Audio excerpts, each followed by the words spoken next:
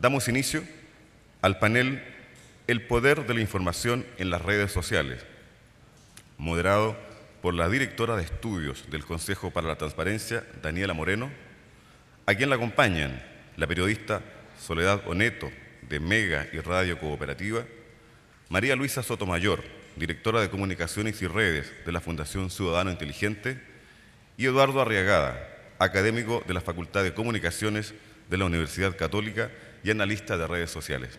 Un aplauso, por favor.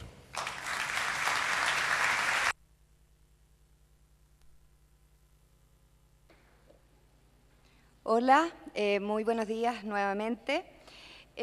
Como ya Miguel ha introducido a nuestros panelistas y en vistas del tiempo que tenemos, simplemente voy a introducir este panel con algunos datos que nos mostrarían la novedad, lo poco novedoso que es escuchar la enorme penetración de la tecnología en nuestras sociedades actuales. Solo en Chile existen 9 millones de cuentas de Facebook, 3 millones de cuentas de Twitter, 138 celulares por cada 100 personas, 40 conexiones a banda ancha en Internet por cada 100 habitantes. Además, ayer salimos nominados en el informe del Foro Económico Mundial como líder regional en uso de tecnologías de información y comunicación, ocupando el lugar número 35 a nivel global. Esos solamente son algunos de los datos con los que nos tenemos que mover de contexto para entender que efectivamente las redes han penetrado en nuestra sociedad. Ahora, ¿cuál es el impacto real de esta penetración? ¿Cuáles los cambios que ha generado en nuestra sociedad? Aquello es lo que vamos a conversar y para eso nuevamente doy las gracias a nuestros panelistas. Eduardo, tú vas a comenzar. Muchas gracias. Muchas gracias por la invitación y estar acá. Yo creo que lo incómodo que viene se refleja un poco en esta portada. La transparencia implica, no es la casa de vidrio, implica ciertos velos, pero hay una creciente pérdida de intimidad. Cuando Eugenio García en julio pasado presentó un libro que escribí sobre este tema, dijo una frase que me gustó mucho. Dice: lo más decisivo de este tsunami es la dilución del poder. Las formas centralizadas de poder comienzan a ser asediadas porque el poder se ha estructurado en torno al manejo de la información. Y ese manejar la información ya no es posible. La transparencia es inevitable en las redes. En ellas se ve al rey tal como es, un gordito que va pilucho en medio de la multitud, e incluso se nota que cree que viste el traje más fino del universo. La transparencia con sus inconvenientes es lo que resulta de que por un lado todos informan porque todos hacemos de informadores. Lo que viene ahora es la cobertura en directo de cualquier evento. Tenemos que actuar sabiendo que estamos siendo mirados. Zuckerberg y Assange también, Julian Assange, son parte de la inexorable tendencia de cambiar el nivel de transparencia con el que vivimos en nuestras esferas personales, culturales, políticas. Son dos caras de una misma moneda. Ambos crearon plataformas que promueven que en forma masiva se haga pública información que hasta ahora se entendía como privada. Zuckerberg le entrega a los individuos en general la posibilidad de compartir voluntariamente información con el objetivo de empoderarlo. ¿Cuál es la idea? Para él, la falta de transparencia con la que hemos vivido hasta ahora es un anacronismo cultural que impide una mejor comunicación entre nosotros. Quiere mejorar las comunicaciones sociales y sabe que cualquier comunicación funciona mejor cuando se comparte más intimidad entre los que se comunican. El otro gatillador de lo que vivimos actualmente es el mundo Wikileaks, en que ellos ven la privacidad que teníamos hasta ahora como un espacio facilitador del abuso. Él aumenta la transparencia motivado por atacar a las instituciones, a los gobiernos, lo hace con el objetivo de quitarles cuotas relevantes de poder a los poderosos. Entonces, todos entramos a la red asumiendo que éstas exponen en la calle a las personas, a las instituciones que las usan. El que quiera entrar aquí se va a ver empujado a asumir un grado de transparencia que hubiera considerado exagerado hace poco. Por lo mismo, la otra cara del fenómeno, que complementa esto, es que al mismo tiempo todas las personas se exponen, lo hacen voluntariamente, quizás sin darse cuenta del paso que dieron. Quienes quieren destacarse en el nuevo mundo de las redes sociales tienen que bajarse del pedestal de la autoridad, quitarse algunos velos al menos los que lo homogenizan como político, quitarse los velos que permiten ver su perfil como persona. Pienso que este cambio de entorno va a condicionar completamente la cultura de secretismo que se mencionó bastante en el día de ayer. Ayer hablaban que la ley de transparencia de este Consejo ya está cambiando la actitud de los órganos del Estado, a pesar de la cuarentena que se criticó. Yo creo que las redes harán lo propio con el mundo privado. Las empresas verán que o se quedan al margen y son ignoradas, o se integran a esta conversación social con sus consecuencias, como uno más que conversa. La única forma que nuestra participación genere compromiso se hace que yo entre en conversación con un tercero, retuitee a una persona.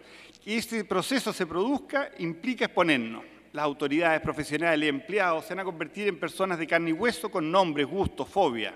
La transparencia es resultado de tratar de aprovechar estos nuevos espacios. El modelo es Obama. Su primera elección usó las redes para buscar recursos, en la segunda para oír a la gente a través del Big Data, y en su gobierno ha dado clase de cómo se puede aprovechar este espacio. Es un ejemplo ya clásico, en fondo, en gran parte gracias a un fotógrafo en que anda permanente con él, Peter Sousa, que está fotografiando su intimidad en forma permanente. Otro ejemplo es el Papa Francisco. Lo importante es entender ¿por qué la pérdida de intimidad? Hay que entender que las redes son un camino sin retorno porque nosotros pagamos por el uso de las redes entregando información. Lo hacemos al decir que nos gusta un libro, al subir una foto. Google y Facebook convierten eso en dinero. Eso explica que Facebook ahora esté planteándose regalar acceso a Internet a través de telefonía a todos los africanos. Habla de pasar de 1.500 a 5.000 millones de usuarios de su sistema gracias a un sistema de entregarle gratis el acceso a Internet. Eso se financia gracias al dinero de nuestra privacidad. Hay que recordar que los historiadores nos han dicho que hasta hace poco en los pueblos de menos de 3.000 habitantes todos sabían lo del resto de la gente. No existía esta privacidad con la que hemos crecido. Esta es consecuencia de la vida urbana. En la ciudad, las mismas leyes de la física nos permitieron una zona de privacidad, una zona de anonimato. Ese grado de privacidad se difuminó nuevamente con las redes sociales. La entretención de participar en las redes nunca fue gratis. No hay almuerzo gratis, decían. Aquí pagamos con la intimidad. Estar conectado equivale a proporcionar información de uno mismo. Localización. Todo esto que hemos sabido del espionaje de la NSA nos ha hecho patente como la cara menos amable del estado de cosas que estamos viviendo. Moverse en la red, aprovechar sus virtudes, implica establecer una serie de relaciones de dependencia. Daniel Inirarity, en el diario El País, hace poco decía que el contrato digital implícito consiste en que, así como extraemos, aportamos información. Y una foto que mostró, a ver, no la tengo. No la tengo. Ya la mostró de todas maneras John Miller hace un rato, así que la tienen toda en su cabeza. ¿Se acuerdan de esa imagen del 2005 de la Plaza del Vaticano a la imagen del 2013? Esa imagen estaba tomada desde atrás, de donde estaba el Papa hablando, y en una de las imágenes no se veía prácticamente ningún celular y en la otra se veían miles de celulares. La diferencia entre las dos imágenes era que el año 2005 un señor inventó estos teléfonos táctiles y nos empoderó a todos. Cambió completamente el poder que tenemos las personas. ¿Cuál es la gracia? ¿Por qué la gente sacaba su celular y lo ponía adelante y sacaba la foto? Ellos sabían que no iban a lograr una foto tan buena como la de los fotógrafos profesionales, pero su foto era entrañable para su red social. La foto que esa persona tomaba, porque él era como el representante de su grupo social en la Plaza del Vaticano. Esa foto valía mucho para un grupo de gente. Ese empoderamiento es lo que cambia definitivamente lo que ha sucedido hasta ahora. Todas estas fuerzas que estamos viviendo se encuentran contenidas en el aparato que casi todos ustedes tienen en las manos. El Banco Mundial aseguró que 3/4 partes de la humanidad tiene acceso a telefonía móvil, que pronto se va a convertir también en Internet y redes sociales. 6 billones de cuentas. Significa que está más masificado en los lugares pobres que el agua pura y que la electricidad. Hace 2 semanas, un ejecutivo de Claro en Barcelona comentó que el 2016, 2/3 de América Latina iban a tener telefonía táctil inteligente. 600 millones de usuarios, más que lo que van a tener en ese mismo año los norteamericanos. Cuando algunos hablamos de tsunami digital, nos referimos a esta tormenta perfecta que termina potenciando nuestro poder mental, así como la revolución industrial potenció el poder físico. Es la suma de estas cosas: móviles, redes sociales, big data, sensores, servicios de ubicación. No es casual.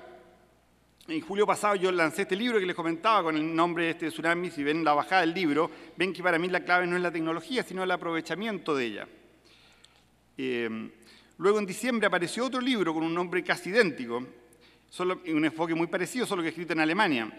Y en el verano recién pasado, en febrero, The Economist tuvo en la portada de la revista el mismo tema, en fondo, y usando la misma imagen del tsunami, la misma imagen de que viene una ola de tecnología que va a cambiar cómo estamos trabajando, cómo estamos viviendo hasta ahora. Yo creo que para mí es clave que se entienda la fuerza de esto, se entienda que esto no es una moda, que esto es un fenómeno creciente, y entender como lo entendía Steve Jobs, que decía que las bicicletas se usan para movernos entre distintos puntos. Esta tecnología es como la bicicleta de nuestra mente. Se usa para hacer las cosas que hemos hecho siempre. Y tenemos que asumir que en estas bicicletas vamos a tener que andar bastante más desabrigados. Asumir la transparencia que promueve este seminario y el consejo que nos invita.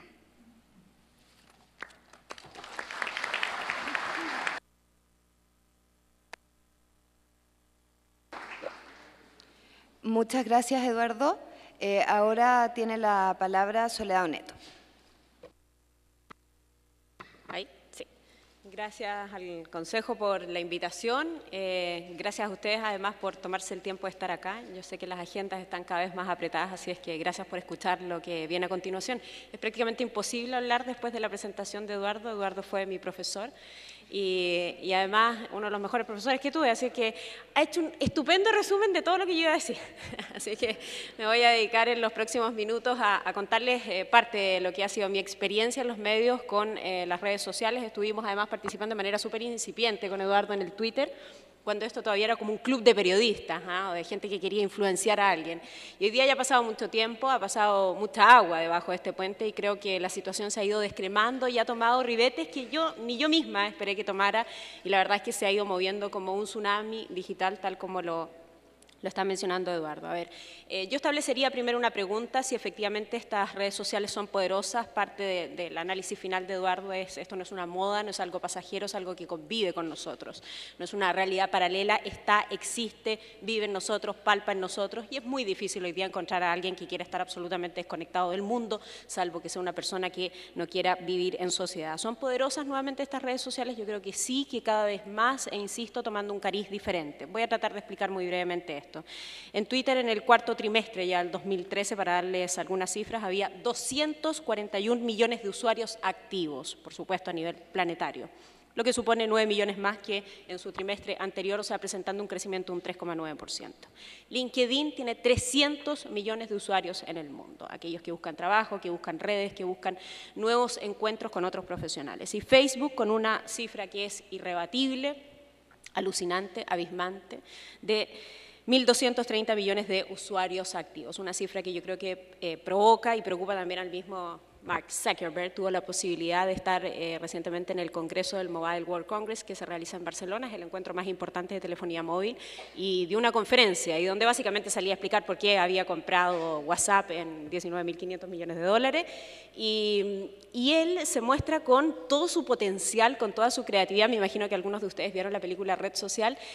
La verdad es que verlo allí en vivo, en directo, y escucharlo, es el planteamiento que él hace con una tranquilidad impresionante y con una lucidez muy grande. Mi único objetivo en la vida es conectar a la mayor cantidad de gente posible. Y eso es lo que ha venido haciendo, es por eso que está realizando las distintas compras que hace y está olfateando bien hacia dónde se están moviendo los usuarios. Recuerden que la salida a la bolsa, además de Facebook, no fue lo más exitosa, tal como se había planteado en un principio, pero hay un capital de gente que es muy grande. Toda la gente que está participando en WhatsApp, en Facebook, en Twitter, es mucha gente que está generando más movimiento social, movimiento económico, movimiento de pensamiento, y yo creo que la invitación para todos nosotros es a estar ahí, pero estar de manera precisa y correcta. Y aquí vienen dos bajadas frente a esta pregunta, si son poderosas o no las redes sociales, creo que sí. La primera es cómo estar, y yo creo que ahí tenemos que hacer una diferencia, uno entre los organismos públicos, las empresas privadas y los ciudadanos. Hagámoslo brevemente. Los organismos públicos hoy día, si pensamos en el acercamiento que tienen a través, por ejemplo, de sus ministerios, los mismos presidentes, el presidente Sebastián Piñera, la mandataria Michelle Bachelet, que muy posterior después a la campaña salió una cuenta que estaba más asociada a su propia palabra, sin querer interferir o meterse del todo de lleno en las redes sociales con tweets más personales, como lo hace la mandataria argentina. No sé si han leído algunos de sus tweets, Cristina Fernández de Kirchner, que muestra a los perros, habla de política económica, o sea, tiene un sinfín de áreas en su cuenta personal. Pero bueno, yo creo que uno responde a eso, y el mejor ejemplo, Eduardo lo acaba de decir, es Obama. Ahí se nota la preparación que hay detrás, los contenidos de cada uno de esos tweets, el manejo de esa información, que finalmente es convocante, le está diciendo a todos los ciudadanos que se acerquen a él. Una de las fotos más retuiteadas de la historia, que tenía esa corona y tenía ese título, es cuando pone 4 años más y sale en esta fotografía con Michelle Obama después de ganar la reelección de Estados Unidos. Una fotografía que solo fue superada en cifras con la selfie que se sacaron recientemente los actores en la entrega de los premios Oscar, ¿la recuerdan? Ya, que esa fue, ahora ya tiene el título de la más retuiteada. Pero lo que indica es que la gente, a mi juicio, está buscando en distintas áreas, incluso en esta más administrativa, conexión emocional. Porque desde ahí nos movemos todos nosotros, ¿ah? De la emoción, de lo que nos conecta, de esa información que nos hace sentido, de esa información que definitivamente no nos hace sentido.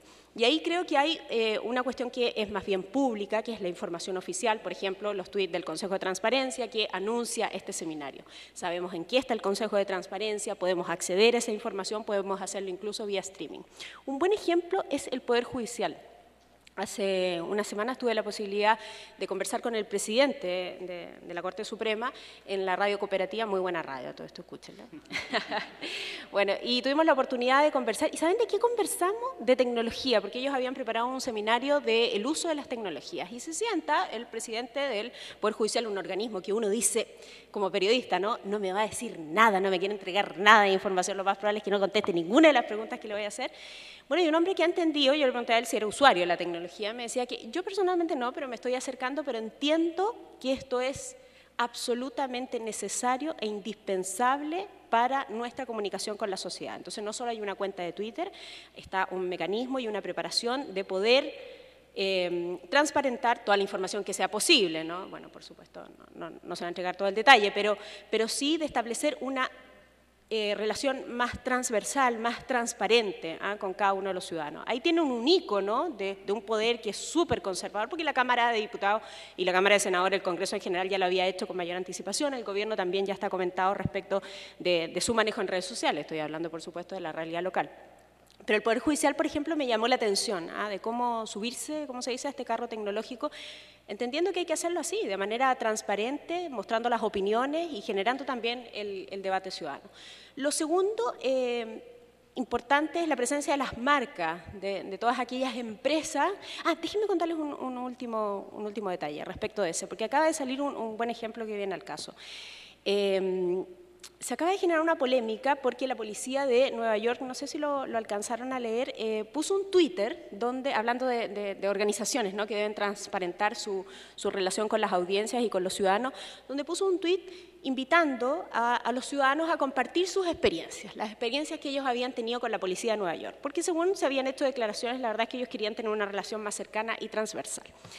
Fueron por lana y salieron trasquilados, porque sucedió que mucha gente enviaba fotografías y videos del maltrato que tenían los policías con los ciudadanos. Entonces enviaron fotografías súper crudas que están publicadas, que nadie puede bajar, que nadie puede eliminar, que por supuesto ellos como cuenta no van a retuitear, pero yo creo que tomaron la actitud correcta, porque en la segunda bajada, ya cuando esto se ha transformado en una polémica, dicen, ahí están, nosotros trabajamos para que la experiencia sea cada vez mejor, vamos a seguir con nuestro plan, pero debemos mantener esta actitud transparente con nuestros ciudadanos y una relación de transversalidad. Entonces, Eso en términos administrativos. Lo quiero linkear además con lo de las marcas y las empresas privadas, porque hay allí un claro ejemplo de los buenos manejos de marcas, que hay muchos, y de los malos manejos. Por ejemplo, una es McDonald's, que invita en Estados Unidos a hacer a contar su mejor historia con McDonald's, ¿eh?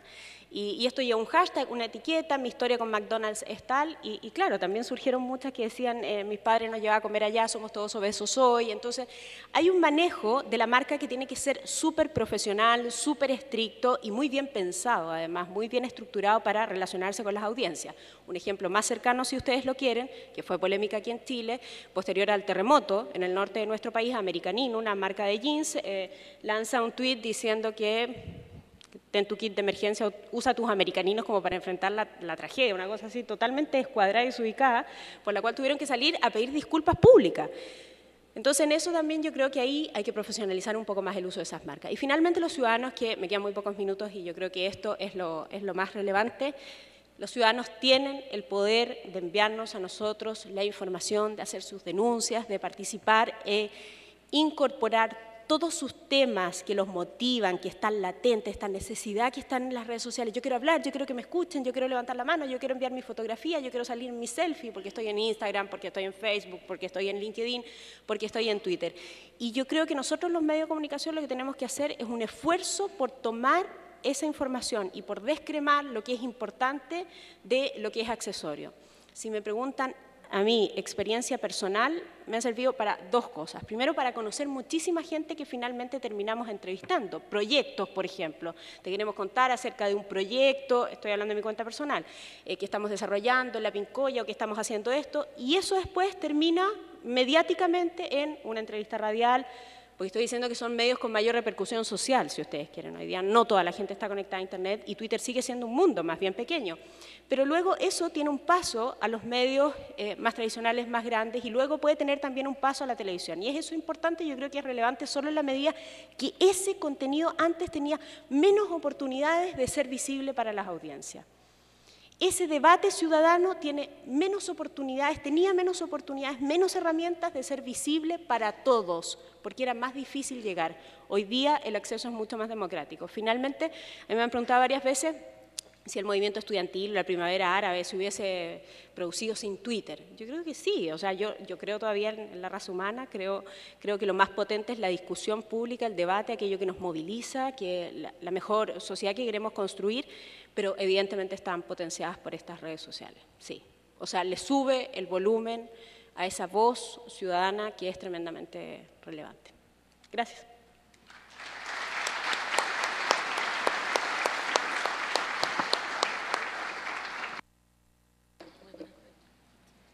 Muchas gracias, Soledad. Ahora María Luisa nos va a contar un poco de la experiencia de la Fundación. ¿Se escucha? Sí. Yo voy a hablar de acá por un manejo de computador, no es que crea que soy diferente de mis panelistas. Así que, bueno, primero agradecer la invitación, muchísimas gracias al Consejo.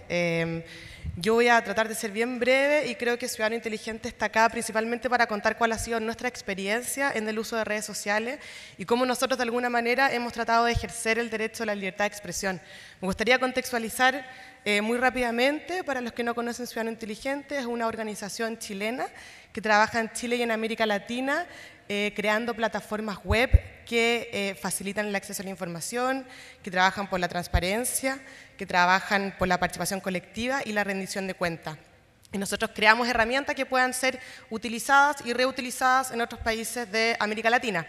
Ahora, en Chile específicamente, en parte como estamos basados, obviamente también tenemos un área de incidencia e investigación y que nosotros buscamos poder ejercer incidencia en cambios sociales. Nosotros, más la ciudadanía, los ciudadanos y las ciudadanas, y como justo dijo Soledad recién, que ella cree que los ciudadanos sí tienen el poder, y es un poco mostrar cómo nosotros desde la sociedad civil hemos logrado influir pequeñamente en algunos cambios sociales. Entonces me gustaría profundizar en una idea muy concreta, algo que no es una idea mía, es una idea que está dentro de lo que comprende el derecho de libertad de expresión, que es que no hay democracia sin libertad de expresión y no hay libertad de expresión sin libertad de información. La libertad de información hoy día busca ser regulada en términos políticos, en términos jurídicos, hay políticas de protección de datos, de gobiernos abiertos, cosa que nosotros en Ciudadano Inteligente apoyamos enormemente. Pero por otra parte miramos qué pasa con la libertad de la información en el uso cotidiano, en el uso de las personas, de las redes sociales. Hay que considerar que la libertad de expresión y la libertad de información existe solamente cuando es ejercida. O sea, no basta con que sea reconocida en un artículo, en una declaración, necesitamos ejercerla para que realmente exista libertad de expresión y para que realmente exista libertad de información. Si no la ejercemos, no hay libertad de información. Ahora, específicamente las redes sociales son un excelente canal para ejercer la libertad de información porque comprende 3 factores fundamentales que están dentro del derecho de libertad de expresión, que es el poder recibir información, el poder opinar respecto a esa información y el poder difundir respecto a esa información. Y eso se canaliza totalmente en las redes sociales, sin censura, en igualdad de condiciones, oportuna, inmediata, accesible, hay una pluralidad de voces, una pluralidad de conversaciones de poder simultánea, todo que se ha mencionado anteriormente. Entonces tenemos que esta libertad de información activa efectivamente el ejercicio de la libertad de expresión. Es como el factor gatillador, porque si no tenemos esa libertad, no tenemos tampoco, entre comillas, una razón por la cual tener que ejercer el derecho a libertad de expresión. Ahora, ¿cómo garantizamos la libertad de información? ¿Podemos garantizar la libertad de información? Yo cuando estaba haciendo esta presentación, inicialmente puse no podemos, entre brackets, haciendo como una alusión a la parte tecnológica de Ciudadano Inteligente. Pero después me empecé a cuestionar que efectivamente cada día más existe más libertad de prensa, existen organizaciones de la sociedad civil que están diariamente abocando por la libertad de información, existen nuevas políticas de aperturas de datos. Entonces un poco la pregunta, ¿podemos? Parece que sí podemos garantizar la libertad de información. Nosotros tratamos de hacerlo a través de Internet, y aquí no solo quiero enfocarme en redes sociales, porque redes sociales son un aspecto fundamental de Internet, que es algo mucho más global, y por eso nosotros buscamos crear aplicaciones web. Nosotros, por ejemplo, hacemos plataformas de información electoral que hoy día ya han sido utilizadas en 8 países en América Latina. Estamos creando plataformas de información que van a ser utilizadas en países como África, en países en África, que finalmente lo que buscan es acercar el uso de la información a las organizaciones de la sociedad civil para que puedan potenciar el derecho de la libertad de información y la libertad de expresión. Ahora, en Chile específicamente nuestros temas de incidencia son, podríamos decir, bien poco sexy.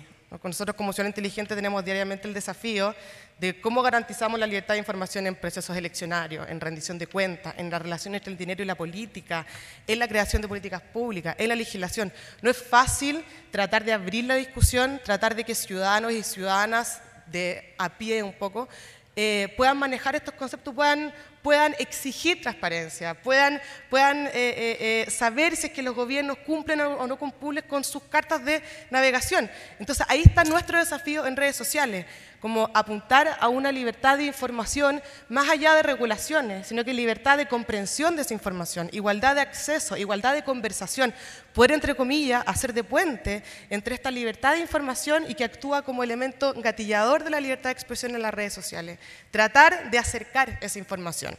Y ahora les voy a mostrar 3 ejemplos de campaña, muy brevemente, algunos videos, otros no por la extensión, de cómo nosotros hemos tratado de bajar esa información.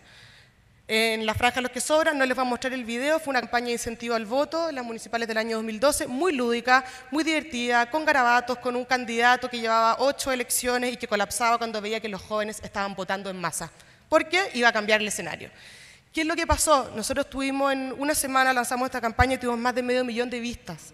Y eso significó que las visitas a nuestra plataforma electoral aumentaron de 20.000 a 100.000 vistas. Logramos que 100.000 personas ingresaran a un sitio para buscar por quién votar y que en este sitio les preguntaran cuáles eran sus posturas para ver quién era su candidato perfecto. Nuestro tráfico web proviene en un 80% desde las redes sociales. Por eso es tan importante tratar de transmitir esta información. ¿Qué se produjo? Mayor penetración de información respecto a la importancia del voto informado, aumentar a los ciudadanos que jugaron contra su candidato. Votó más gente, hubo una abstención importante, pero ahí se puede empezar a analizar de cuánta gente joven votó, etcétera. Para las presidenciales del año pasado nosotros logramos posicionar un hashtag quién te financia prácticamente todo el año. Una página web muy sencilla que decía: pídele a tus candidatos que te cuenten quién financia su campaña electoral, buscando que se desclasificara esa información. Y tratamos de hacer un producto súper mediático, llevar información al matinal. Ese era nuestro objetivo, porque obviamente la transparencia en las relaciones de dinero y política, en el financiamiento de las campañas electorales, no es un tema de uso, no es un tema de discusión masiva. En las elecciones anteriores no había estado en pauta diariamente. Salimos a la calle. Esto es lo que hicimos. Mandamos un comunicado de prensa diciendo: encapuchados repartirán 250 millones de pesos en el metro. Así, nada más, y llegaron los matinales. Los matinales lograron que se abriera la discusión. Audio. Esto lo tiramos en redes después.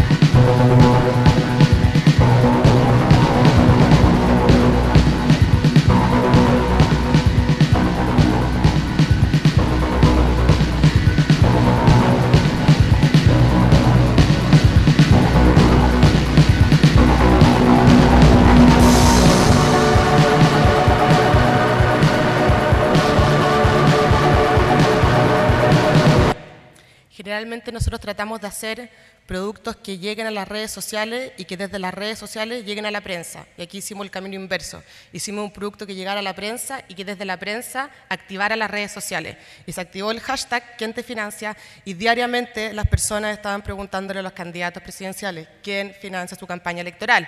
Se posicionó el tema en prensa en la pauta diaria. Hicimos varios videos, varias etapas, pero por tiempo solo les muestro eso. Hubo una desclasificación de información, efectivamente, por parte de algunos candidatos, no de todos, pero sí de algunos, lo que para nosotros fue un gran paso. Se le preguntaron a candidatos en programas importantes de televisión quién financia su campaña electoral. Y hubo más de 7.000 firmas de un petitorio de cambio de regulación de un tema poco sexy, un tema con un punteo específicamente de lo que estamos pidiendo, y 7.000 personas ingresaron y firmaron ese petitorio. Y por último, la última campaña que les voy a mostrar, en enero de este año nosotros queríamos que se aprobara la ley del lobby, una discusión que llevaba más de 10 años en el Congreso y que parte del Congreso quería aprobar, parte del Congreso no estaba muy seguro de si aprobar, y nosotros generamos una campaña en un fin de semana para que se aprobara la ley del lobby. Primero hicimos un sitio web donde la ciudadanía podía, al igual que el Quién te financia, pedirle a los miembros de la comisión mixta que aprobaran el proyecto de ley. Y eso, de ahí pescamos un hashtag, tiramos un video, este video.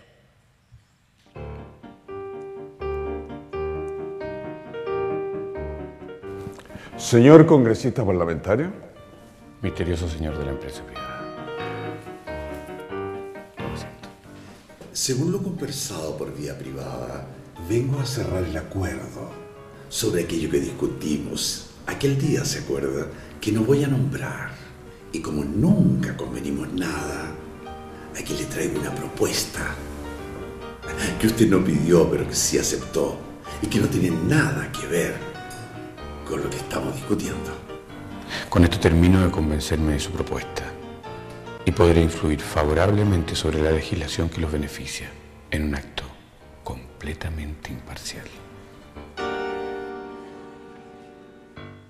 ¿Qué legislación? ¿De qué empresa son ustedes? Perdón, no me quedó nada claro lo que estaban conversando. ¿Cuándo se juntaron? ¿Qué conversación específicamente? Necesitamos una ley que transparente el lobby y la gestión de intereses. Es ahora cuando se vota en el Congreso la ley que busca regular el lobby en Chile. Ingresa a leydelobby.cl y comparte este video para respaldar la regulación del lobby. ¿Qué se logró? Se aprobó la ley del lobby antes que cambiara el Parlamento. Adhirieron más de 50 organizaciones en un fin de semana. Eso fue para nosotros también fue muy importante ver que efectivamente este era un tema que iba más allá de nuestra agenda, que habíamos logrado entusiasmar a representantes de la sociedad civil de distintos lugares de Chile. El tema tuvo harta cobertura mediática, pasó a ser un tema que estaba diariamente también en pauta. ¿Qué pasa con la ley del lobby? ¿Se aprueba la ley del lobby? Las indicaciones, etcétera. Y además, que para nosotros es súper importante, se aceptaron las indicaciones que nosotros propusimos al proyecto de ley. Entonces, en definitiva, Por tiempo no les puedo contar un poco lo que nosotros hacemos, pero una pincelada, tenemos varias plataformas y tratamos de replicar esto en distintos lugares de la región y afortunadamente lo podemos hacer hoy día. Pero que me gustaría que nos quedáramos con esta noción de la importancia de la libertad de información, que no hay democracia sin libertad de expresión ni libertad de información y que depende del ejercicio que nosotros hagamos en activarla para que realmente podamos vivir plenamente una libertad de expresión y libertad de información. Muchas gracias.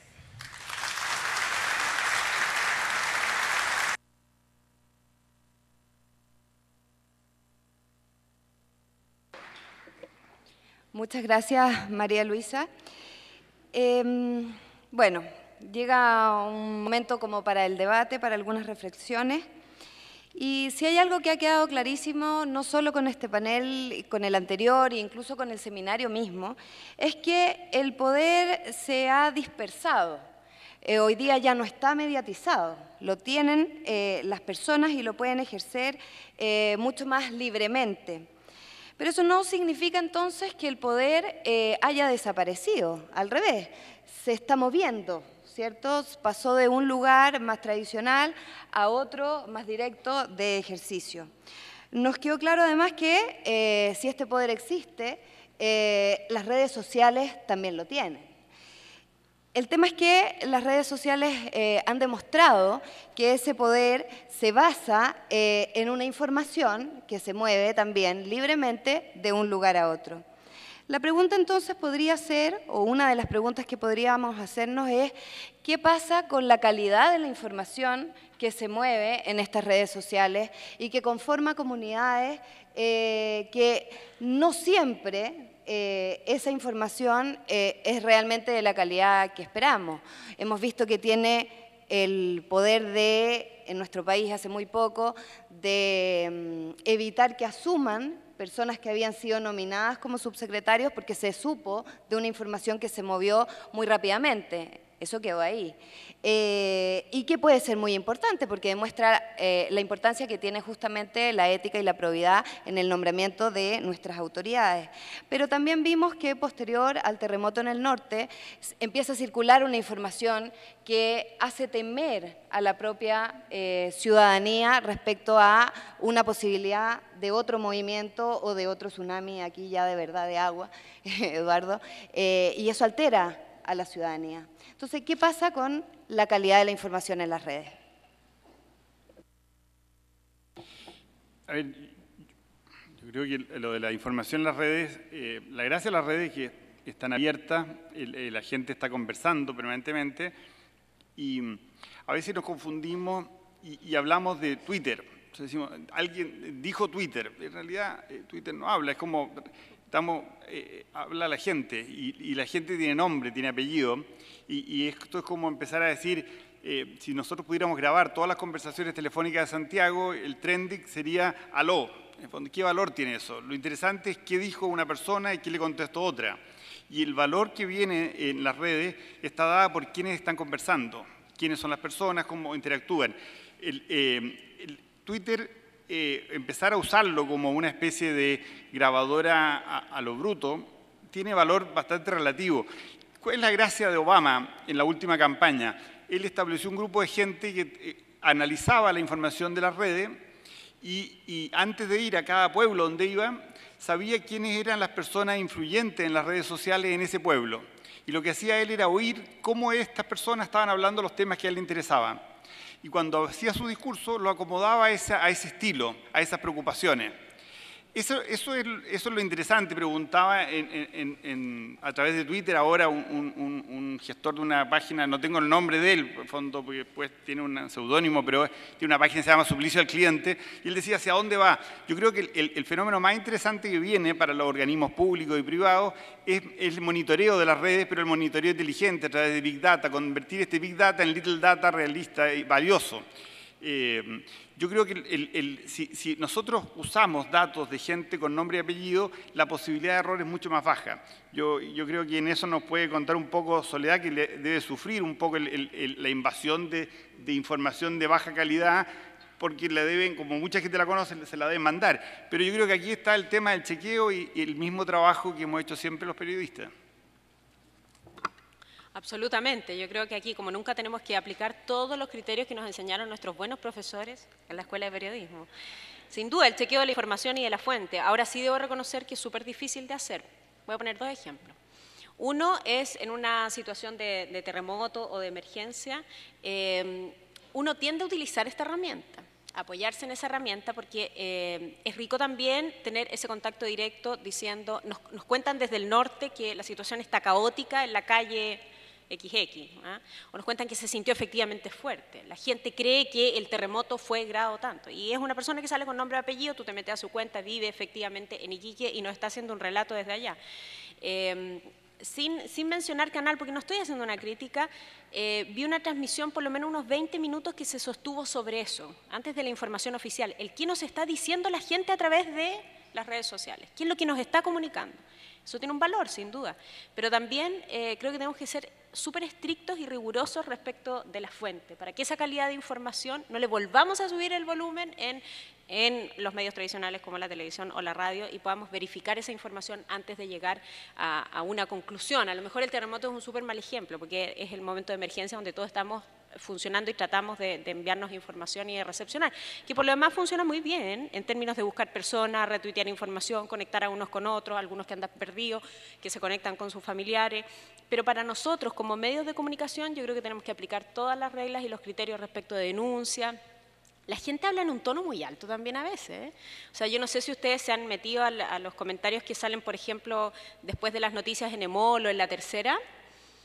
El nivel de comentarios, de agresividad de la gente, uno dice, ojalá no me encuentre con este señor en la calle nunca. O sea, porque realmente hay gente con un nivel de agresividad impresionante, que yo creo que está respaldado eso y resguardado en el anonimato que existe, porque probablemente nadie te va a ir a buscar por eso. Pero yo creo que tenemos que aplicar ese criterio. Sí me parece interesante observar que hay muchas autoridades o políticos que utilizan inteligentemente Twitter porque sellan una declaración. Voy a poner un ejemplo súper concreto. Cuando Ena von Baer, la senadora, compañera de curso también de la Escuela de Periodismo, hizo una declaración respecto de la utilización del cuerpo, no me acuerdo cuál fue la frase exacta, pero que hubo bastante polémica respecto de eso. Todos nosotros como medios de comunicación tradicionales o periodistas la llamamos para que siguiéramos en la conversación y ella reexplicara lo que ya había dicho o retrucara o, no sé, finalmente respaldara lo que había dicho. Y ella hizo algo inteligente a mi juicio. Dijo, la única comunicación que voy a hacer, la voy a hacer por Twitter. Porque tú ahí puedes sellar en 140 caracteres algo que nadie va a poder sacar de contexto. Respecto a esa polémica, la senadora von Baer insistió en que esto. Más adelante será abordada la polémica, pero es una buena forma, yo creo, para los políticos, para los personajes públicos, de salir del paso de una polémica estableciendo tu propio titular. Nosotros no tenemos la posibilidad de establecer nuestros titulares cuando damos una entrevista. Cuando yo converso con una periodista, la periodista puede poner el titular que ella quiera, considere correcto y que la editorial le parezca claro, que yo haya dicho, por supuesto, pero es una elección de la periodista. En cambio, cuando sale alguien a hacer una declaración en Twitter, yo creo que logra sellar en 140 caracteres exactamente lo que quiere decir. Y eso también es un valor que hay que mirar, porque sobre eso nuestra relación de periodistas es ir a investigar más y sacar más información. Yo estaba pensando también la calidad de información desde nuestra situación como ciudad inteligente, que somos de alguna manera proveedores de información, no como medio de información, sino que un poco con lo que les mostré, como con el hecho de querer mostrar algo más, el querer bajar un poco la información. Y nos pasa que la calidad de la información es muy complicado, así como ese tema específicamente, porque uno no se puede decir todo en 140 caracteres. Nosotros siempre, nuestra actividad en redes sociales por lo general lleva un ver más, porque es infórmate sobre este tema que probablemente muy pocos conocen y es imposible decirlo en 140 caracteres para Twitter, y el público de Facebook es un público súper difícil, mucho más desafiante y que tiene una penetración del 80% en nuestro país, y que además las personas están 4 horas al día en Internet, 2 horas y media de las cuales están en Facebook. Entonces, es el lugar al cual uno tiene que llegar, es un público mucho más demandante, es un público que está mucho más enfocado en el tema de la vida personal, más de lo que pasa un poco afuera de ese muro.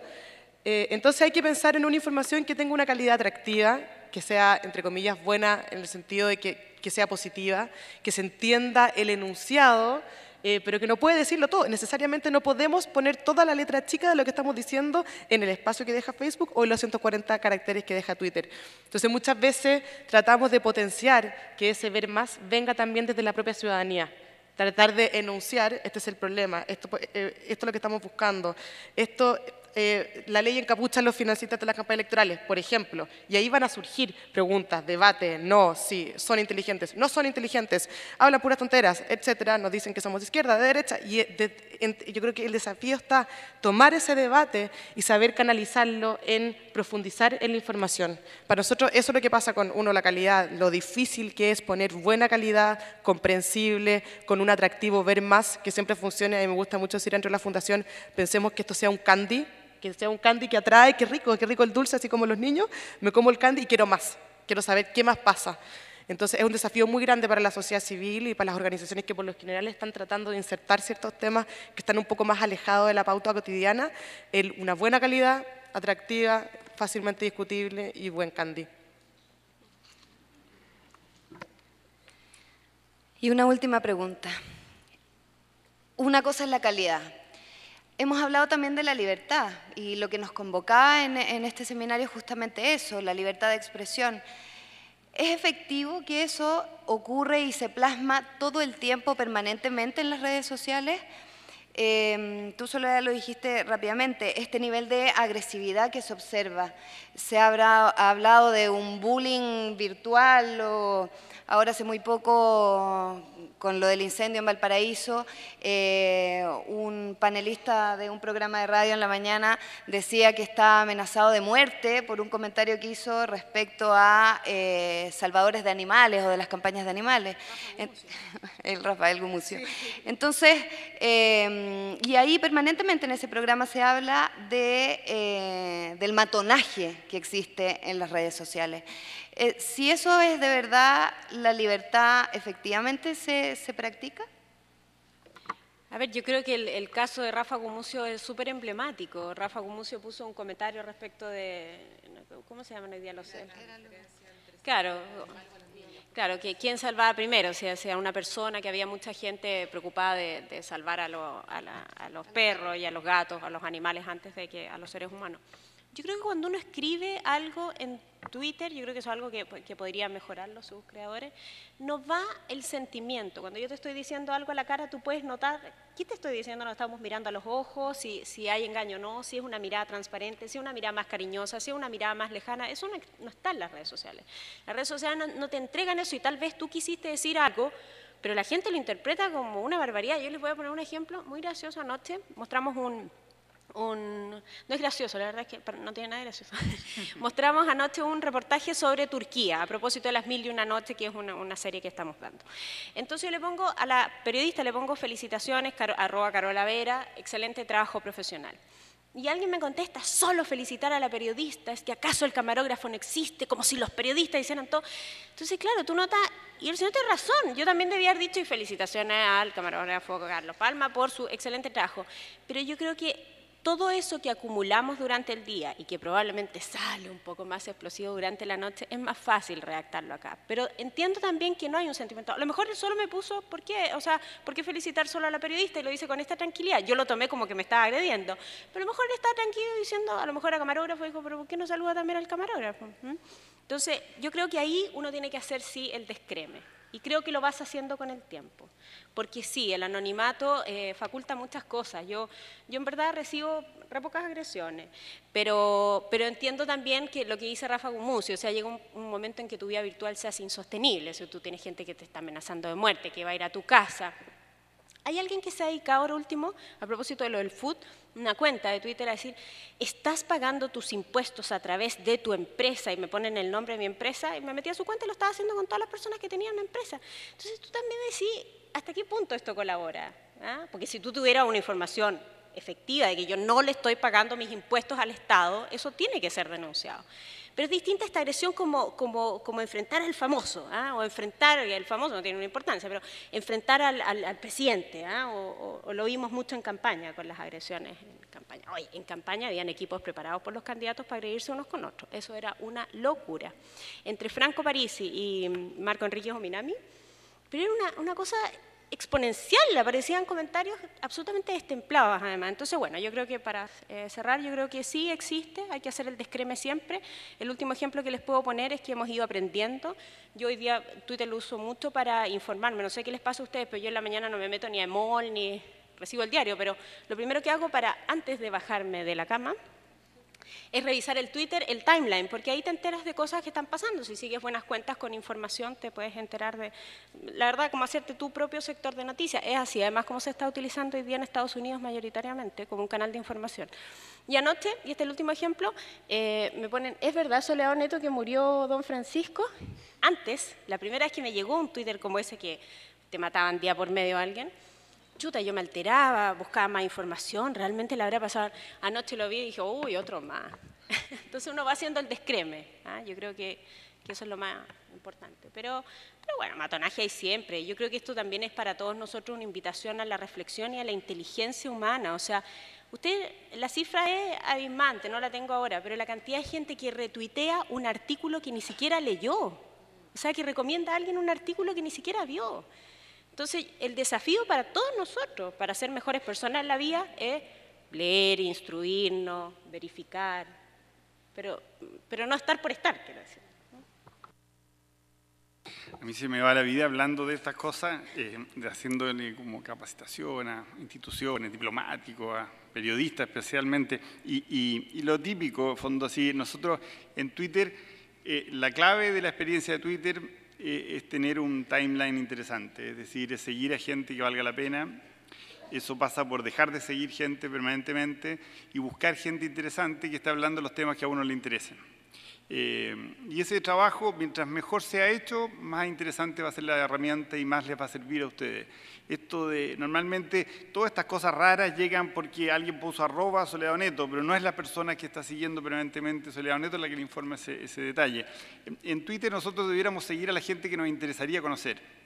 En Facebook tenemos a nuestra familia, a nuestros amigos, tenemos la gente que nos rodea. Hay un autor que se lo recomiendo mucho, se llama Paul Adams, él tiene un libro que se llama Groped. Paul fue el creador de la idea de los círculos de Google, que es uno de los avances de Google+, y después se fue a trabajar a Facebook, después de 2 o 3 años como jefe de investigación de Facebook, sacó este libro, y es un libro fascinante que te muestra cómo son los grupos en el mundo de las redes sociales, y te muestra que al final casi todos tenemos un grupo alrededor nuestro como de 800 personas que nos influyen. Esa es la gente que realmente nos influye, y nos ha influido siempre. Son las personas con las que el que está en el trabajo, el que está en la familia, en la fiesta de Navidad, el que habla, el que sabe más. Esas son las personas que de verdad nos condicionan. Y esos grupos son los relevantes. Entrar a esos grupos, no entran los famosos a esos grupos. A esos grupos puede entrar un famoso solamente cuando alguien del grupo te retuitea. Trabajar esos grupos es la clave del Little Data. Entender esos grupos, cuáles son los grupos relevantes en los distintos grupos, en los distintos mundos. Y si uno se mete en eso, se da cuenta que ahí no está lo tóxico. Mientras más anónimo el mundo, más tóxico es. Es decir, el mundo de los blogs, el mundo de los medios de comunicación, tipo de Mall, La Tercera, ahí donde está oculto todo abajo, escondido abajo de la página web, que nadie lo puede ver, en ese espacio hay una toxicidad tremenda, es como meterse en una de estas bocacalles. Pero si uno está en el espacio, en un timeline interesante, tanto de Facebook, donde están tus conocidos, o en el mundo de un Twitter bien manejado, bien trabajado, van a ver que la experiencia es tremendamente positiva, informativa, y te va a ser mucho más eficiente. Si tú trabajas bien tu espacio en las redes, vas a ser mucho mejor persona, mucho mejor profesional en lo que haces. El tema es que eso quita un poquito más de tiempo que lo anterior. No es simplemente ponerse a ver qué ha salido en Twitter, en fondo, qué divertido. Lo otro es como el trending topic, YouTube, el video loco, en fondo. Pero las herramientas sirven para todo. La gracia de esta herramienta es que la puede usar un adolescente y la puede usar el pontífice romano, y los dos la usan muy bien porque da cabida para eso. Con respecto al tema del matonaje, no sé si recuerdan el año pasado la campaña que salió de Amnistía Internacional en Gol de Silencio, sí, la de Amnistía, Gol de Silencio, que era para contextualizar a 40 años de la dictadura. Había un partido de Chile bien importante de la selección, entonces Amnistía tiró una campaña 1 o 2 días antes diciendo que por favor el primer gol no lo gritáramos, sino que lo escondiéramos en conmemoración a lo que había pasado en el Estadio Nacional hace 40 años. Gol de Silencio. encontré que la campaña era muy buena en términos de mensaje, en términos de cómo romper un poco la estructura, y me metí a ver los comentarios de las personas en YouTube. Y deben haber habido 900 comentarios espantosos, o sea, un nivel de agresividad, de matonaje, de cómo se les ocurre meterse con el fútbol, vayan a morirse, no, una cosa realmente espantosa. Y yo creo que hoy día pasa mucho que hay muchas personas que consideran las redes sociales como un objetivo más que como una herramienta. Siento que las personas, los organismos, las instituciones que tienen, entre comillas, poder sobre esas redes, que tienen muchos seguidores, que tienen la capacidad de llegar a muchas personas, tratar de siempre saber que son una herramienta para lograr algún fin. ¿Qué queremos lograr a través de las redes sociales? ¿Qué queremos lograr a través de la multiplicidad de conversaciones? A través de generar nuevas verdades. No recuerdo cuál era el filósofo que hace una lectura del tema de la libertad de expresión como la posibilidad de generar nuevas verdades. En la medida en que las personas se pueden expresar, pueden dialogar y pueden compartir, pueden generar nuevas verdades, pueden generar nuevos temas, nuevos tópicos, nuevos requerimientos. ¿Y de qué manera buscamos canalizar las redes sociales como una posibilidad de generación de nuevas verdades? Lamentablemente, detrás del matonaje hay mucha rabia y la rabia es un poco inconducente. Es inconducente en esa generación de nuevas verdades. La rabia es importante para sacarla para afuera, para expresarla. Hay algo detrás de eso, obviamente hay descontento, pero ¿de qué manera tratamos de canalizar esa rabia en generación de nuevas verdades, en avanzar como país, en búsqueda de soluciones, en no quedarse pegado en ese matonaje? Si alguna vez pueden ver los comentarios de Gol de Silencio, es impresionante la cantidad de comentarios agresivos. Eso. Bueno, con estas reflexiones entonces damos por finalizado este panel y nuevamente agradezco a María Luisa Soledad, Eduardo, por habernos acompañado y aportar en este debate tan interesante para la transparencia en nuestro país. Gracias.